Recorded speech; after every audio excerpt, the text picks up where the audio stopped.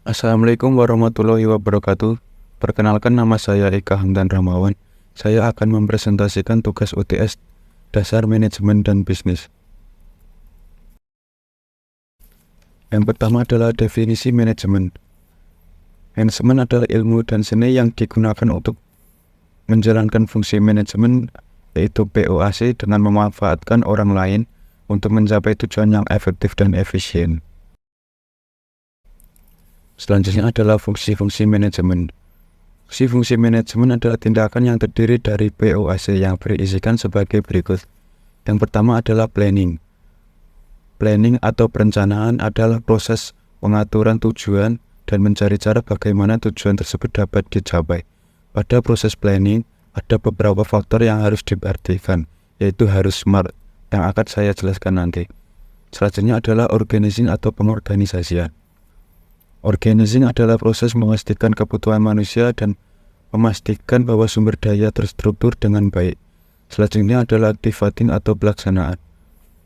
Activating adalah langkah di mana rencana dan kebijakan yang telah dibuat dapat diimplementasikan. Dan yang terakhir adalah controlling atau pengendalian. Controlling adalah kegiatan untuk memastikan alur kerja bisnis sesuai dengan rencana. Selanjutnya adalah kegiatan yang dilakukan pada tahap perencanaan. Pada tahap perencanaan terdapat beberapa kegiatan yang terdiri sebagai berikut. Yang pertama adalah perumusan tujuan.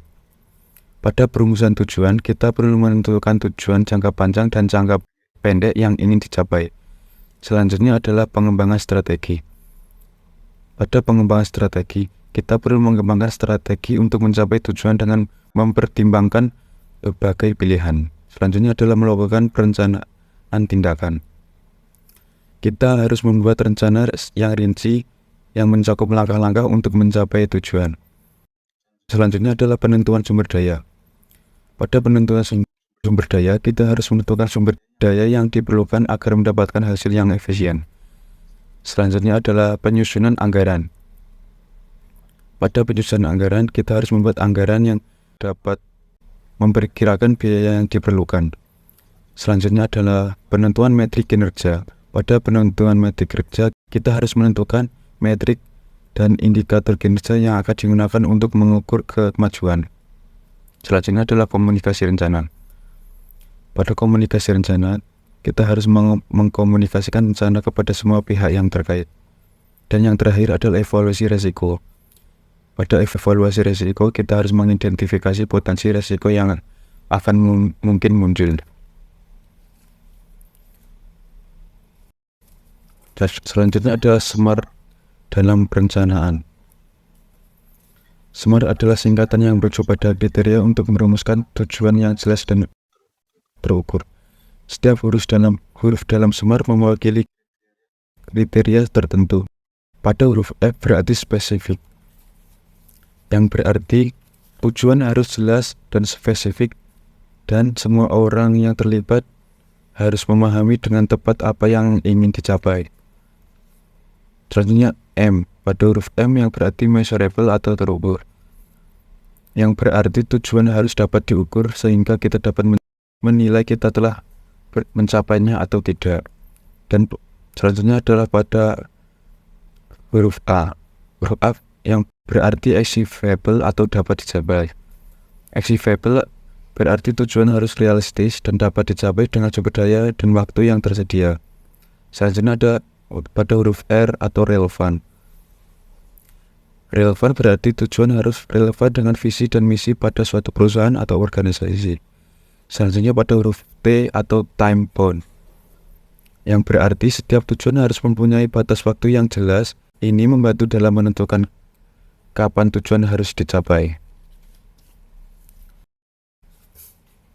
Selanjutnya adalah tahap pengorganisasian. Pada tahap pengorganisasian melibatkan sejumlah kegiatan sebagai berikut.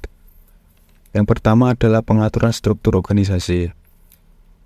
Pengaturan struktur organisasi ini berfungsi dan diperlukan untuk menciptakan kerangka kerja untuk operasi organisasi. Selanjutnya adalah penugasan dan tanggung jawab.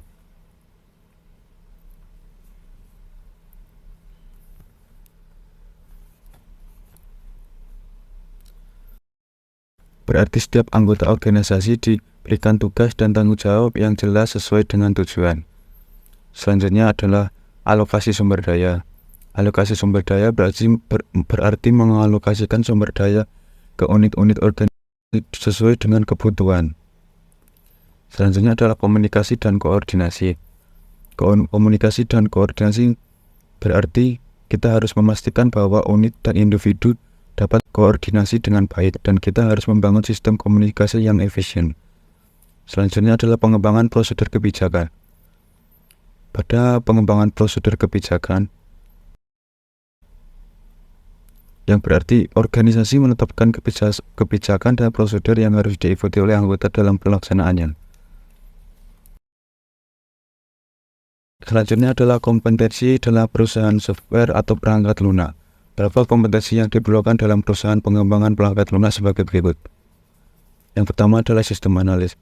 Sistem analis bertugas memahami kebutuhan pengguna dan menerjemahkan ke dalam spesifikasi yang dibutuhkan. Selanjutnya adalah sistem arsitek. Sistem arsitek bertugas mendesain arsitektur sistem dan menentukan teknologi yang sesuai. Selanjutnya UI atau UX designer. UI UX designer bertugas mengembangkan desain antarmuka pengguna yang menarik dan mudah digunakan. Selanjutnya adalah programmer. Programmer bertugas untuk menuliskan kode sesuai spesifikasi dan desain yang telah dibuat. Selanjutnya adalah quality assurance atau QA engineer. QA engineer bertugas melakukan pengujian untuk memastikan kualitas dan kinerja yang baik. Selanjutnya adalah sistem administrator. Sistem administrator bertugas mengelola dan memelihara infrastruktur dan menyediakan dukungan teknis jika diperlukan. Selanjutnya adalah IT project manager. IT project manager bertugas mengelola jadwal anggaran dan sumber daya proyek serta memastikan proyek berjalan sesuai rencana. 5M dalam manajemen. 5M adalah singkatan yang merujuk kepada berikut. M pertama yaitu man atau manusia. Man merujuk pada SDM yang terlibat dalam bisnis. M yang kedua yaitu machine atau mesin. Mesin merujuk pada peralatan teknologi dan mesin yang digunakan dalam proses produksi. M yang ketiga yaitu material atau material bahan. Material mencakup bahan baku, komponen atau bahan apapun yang digunakan dalam produksi. M yang keempat yaitu metode atau metode. Metode atau metode merujuk pada metode yang digunakan dalam operasi bisnis. M yang terakhir yaitu money atau uang. Money atau uang berarti mencakup aspek-aspek keuangan termasuk keuangan, anggaran, investasi dan sumber daya keuangan untuk bisnis. Sekian yang dapat saya sampaikan. Wassalamualaikum warahmatullahi wabarakatuh.